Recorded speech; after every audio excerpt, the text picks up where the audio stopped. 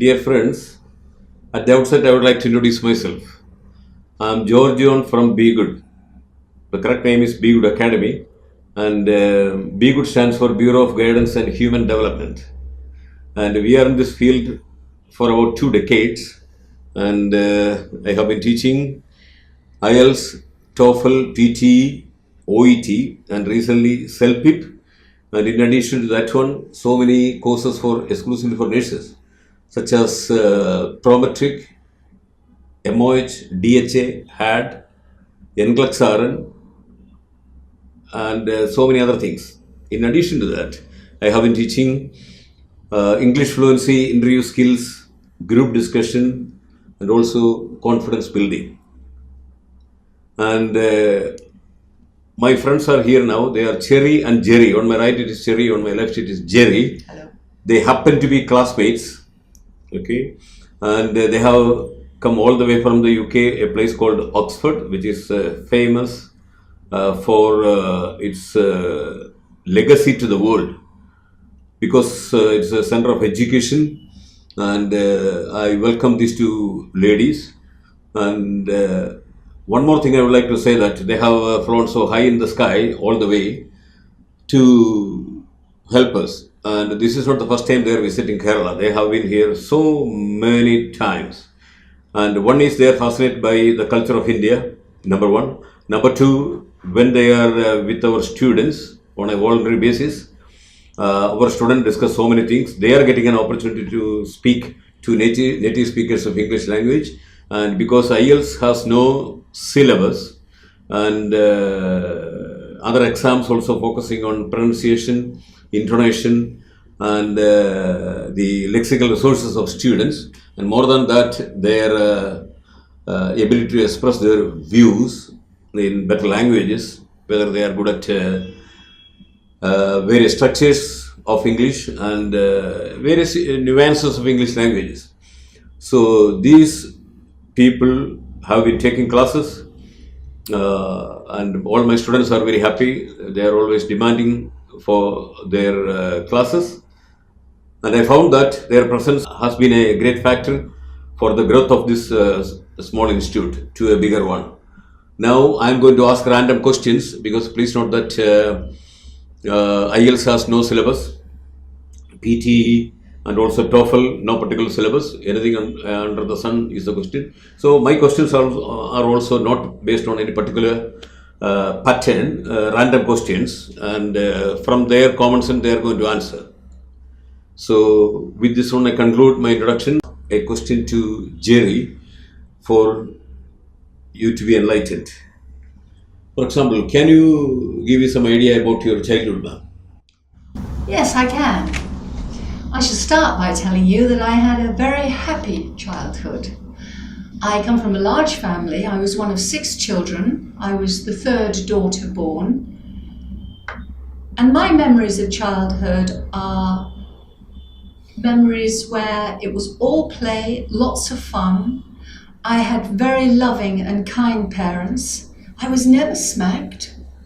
I never had to worry about taking home my school report and whether my parents would be cross or want me to have done better. Right. In fact, my father always said that we were little people. And so he reasoned with us rather than chastising or punishing us in some way. Right, okay. Okay, Ms. Gerry, I have a question for you, that how long do you know each other? We have known each other for over 60 years. 60? 60. Cherry was 11 and I was 12 when my father was posted to Weymouth, and that's how I met Cherry at Weymouth Grammar School. You both studied together? In one class only. Or 2? I think 1. Yeah, maybe 1 2. class. So we obviously have been, we think we've been told we probably knew each other in another life, hence the close bond we have. You both meet each other? Yes. Because you are from Oxford. Do you meet? Yeah. Well, How often do I'm you- from Cherry's Oxford. from Oxford. I'm from Somerset. Somerset. Somerset. It's about an hour and a half journey I to see. Cherry's. I see. Sometimes we meet in the middle, just Cherry and I, so that we can just talk without our husbands interfering. Chat and have fun. Okay, ma'am, may I ask you, which are the countries you have visited so far? Well, I'm a very fortunate woman because I've been able throughout my life to travel quite extensively.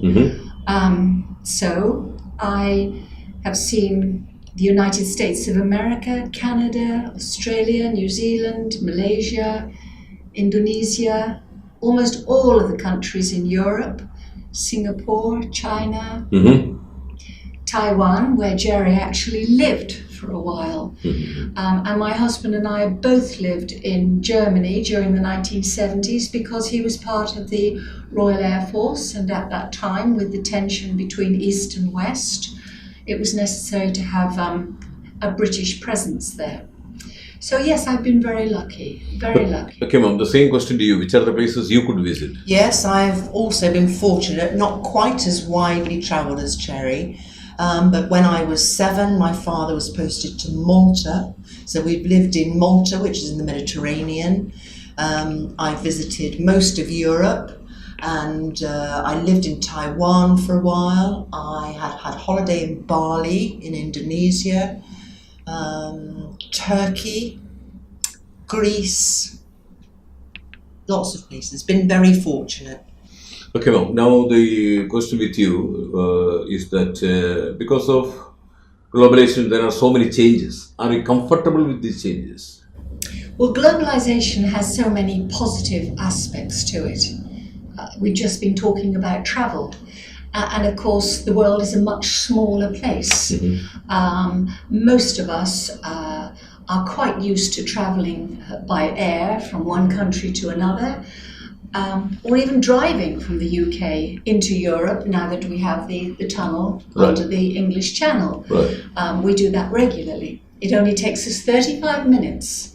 We drive our cars onto a train, and 35 minutes later the train doors open and we drive our cars off, and we're in Europe. And then Europe is at our fingertips to explore. Globalisation in lots of other aspects. It's increased the sharing of information throughout the world. Lots of businesses have either relocated to or from one another's countries. This has meant employment opportunities have been increased for the local population. Yes, there are many, many advantages to globalisation. May I ask you, that trend is good. For example, India is manufacturing your Jaguar, Land Rover, Range Rover. That trend is good? Well, I think a lot of people would think it a shame that those British names, names that are synonymous with Great Britain, are no longer owned by British companies, and that the manufacturing has moved abroad. But there are always two ways of looking at something. We can say that the name still exists, and that is a very proud name to bear. But it has provided great opportunity then for people in your country in terms of employment, marketing, not just working in the factories, but the whole areas of industry that surround manufacturing, like parts, transport, all of these things. Okay, ma'am. The question to you, you said that you were in Taiwan, right? In Taiwan. Taiwan. So, what differences in culture you observed there compared to British Actually, culture? To British culture, a lot of their culture is very similar to the Indian culture. I was quite shocked to see the differences in houses, for instance, and your buildings. Tall skyscrapers, a lot of money in Taiwan, but between those would be tiny shacks, people living very poorly. There are many poor people in Taiwan, but it is a very rich country. The different clothes, of course, very similar to here, but not saris and churidar, but they have their own high-necked clothes, you know. Okay. So there was differences in that. The way they speak, of course, they all speak Mandarin or a form of Mandarin. That's their national language. Yours is Hindi, theirs is Mandarin. Quite I not see. as difficult as Malayalam. Okay, ma'am, may I ask you, during your childhood you have seen life, and now youngsters, what are the main changes you see? These changes are positive or not? Do you mean the way when I was young and growing up, And how now- different it is for young Yeah, people exactly. now? Right, yeah. Well, I was a teenager during the 1960s, and this was when we had a sort of revolution Uh-huh. in society. The contraceptive pill meant that there was a big sexual revolution. We had hippies, we had popular music, we had the Beatles and the Rolling Stones. It was all very different It was to indeed. our parents. And there was much more of a move towards anti-establishmentarianism. Right, okay. And young people became much more vocal. They had much more of a voice. Just generally in 1960s? This was in the 1960s. It started in the 1960s. Yes, I would say so. The Yes. war had, finished. The Second World War ended in 1945. Right. There was a period of austerity thereafter and rebuilding the country. And how has that changed to now, 2019, where we see young people? Well, I have young grandchildren, 2 of whom are young teenagers. Right. Perhaps one of the biggest things that I see is that children generally are very powerful, I believe, in the West. This is perhaps because of the advent of marketing. What do you mean powerful in that context? I think children are quite powerful within their own homes. There is a strong thing of children's human rights Yes. in Yes. England. Are they aware of their own rights? Yes, once Yes, upon a they are. time, of course, I would never ever have disrespected my parents. Right, okay. My parents, as I mentioned to you, were Yep. very, very liberal, but they were kind and they reasoned with us. Nowadays, although my father reasoned with me, I would listen to what he said and I would not have disrespected him by countering his view. I would have gone away to think about what he would have said. But nowadays, we find that children are very keen to talk back to their parents, sometimes shout at their parents, and make demands of their parents. Just to say, sorry. Sorry, Jez. I also think that as a young person, all of those years ago, we probably had much more freedom than young people do today, because the most important thing is the advent of the motor car. When I was a child, my father had a car, but that was and yours did too, Jess. Yes. But that was quite an unusual thing. Not many families had cars then. Nowadays, this meant that we could play out in the street quite happily, cricket, tennis, whatever. But nowadays, the motor car is absolutely everywhere. And so children can't go out and play as we used to. We had complete freedom to get up in the morning in the summer holidays, go off on our bicycles and not return until almost the end of the day. And our parents weren't worried because they knew we were safe. Yes.